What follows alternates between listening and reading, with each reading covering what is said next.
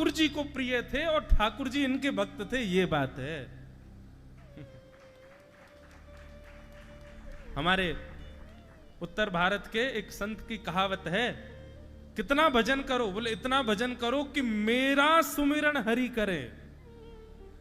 मैं हरि को सुमिरन करूं नहीं, मेरा सुमिरन हरि करें, मैं पावा विश्राम। ठाकुर जी मुझे याद करें, इसमें हमारा कल्याण। जनाबाई की इतनी चर्चा सुनी कबीरदास जी ने।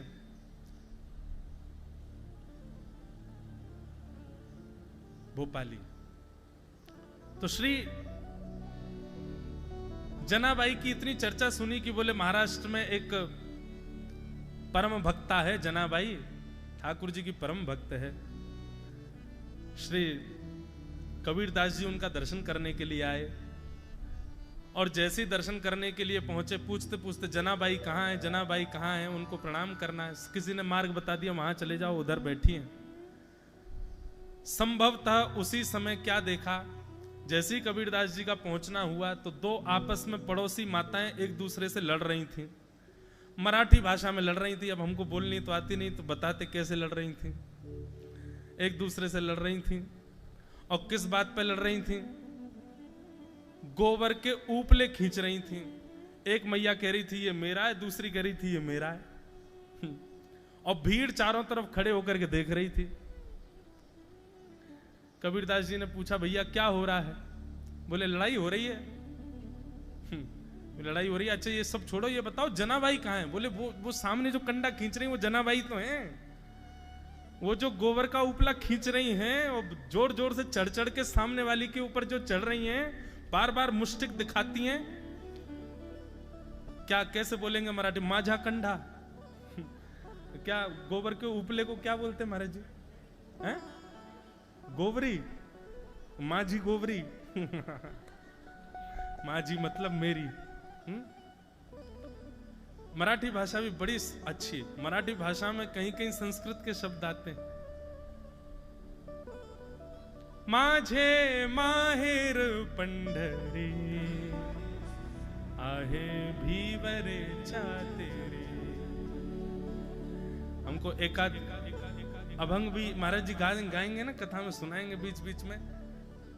माझे बहन चंद्रभागा तकरे से पाप भंग, माझे माहिर पंढरी आहे भीवरे छाते। श्री एकनाथ जी महाराज का पद। एकनाथ जी कहते हैं बाप आणी माझे विठ्ठले रखुमाई। एकनाथ जी से किसी ने पूछा आपका परिवार कहाँ है, तो अपने परिवार का वर्णन कर रहे हैं।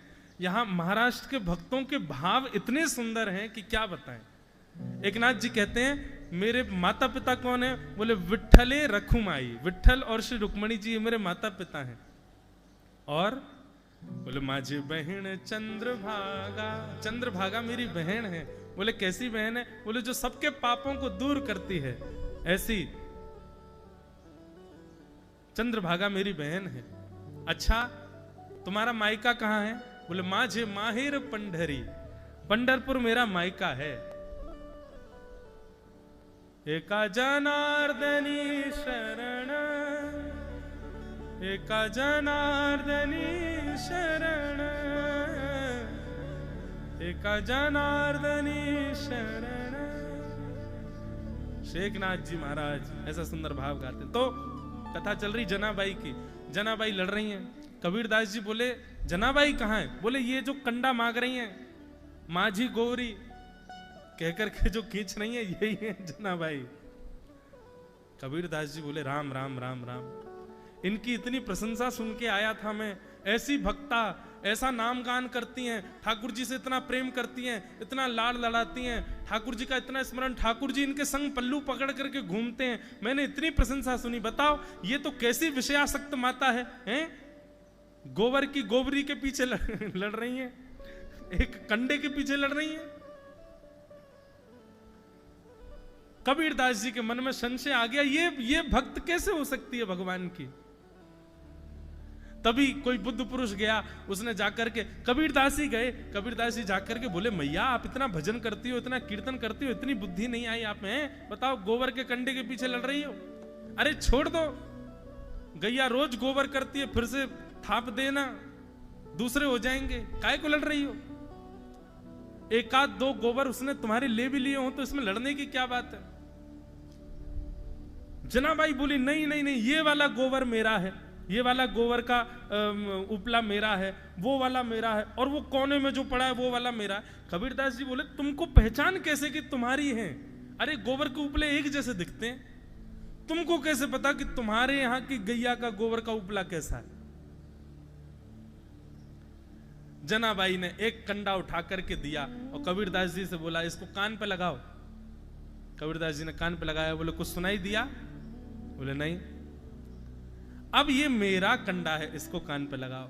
जनाबाई का कंडा जैसे ही कबीरदास जी ने कान पे लगाया, विठ्ठल विठ्ठल विठ्ठल विठ्ठल विठ्ठल, कंडे में से ही सुंदर ठाकुर जी का नाम गान प्रकट हो रहा था। श्री कबीरदास जी के नेत्र सजल हो गए, चरणों में गिर गए, मां मुझे क्षमा कर दो, मैं आपके रूप को नहीं जान पाया।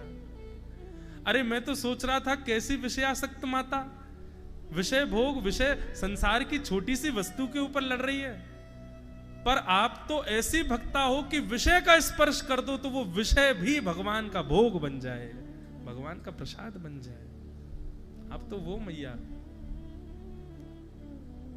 ऐसी जनाबाई, ऐसे तुकाराम, ऐसे नामदेव, ऐसे एकनाथ, ऐसे ज्ञानेश्वर, कैसे कैसे भक्त हुए हैं इस महाराष्ट्र की भूमि में। उत्पन्ना द्रविड़ेशाहम वृद्धिम कर्नाटके गताम, क्वचित क्वचिन महाराष्ट्रे गुर्जरे जीर्णताम गतः। भक्ति का जो परिचय है वो महाराष्ट्र में पली बड़ी है। इसीलिए हम भले ही उत्तर भारत से आते हैं, पर इस बात को हम स्वीकार करते हैं कि हमारे उत्तर भारत से कई गुना, कई लाख गुना श्रेष्ठ भक्ति का संचार महाराष्ट्र के वैष्णवों के हृदय में। सबसे बड़ी बात महाराष्ट्र के भक्तों में क्या है? दीन बहुत हैं, सरल हैं, सहज हैं।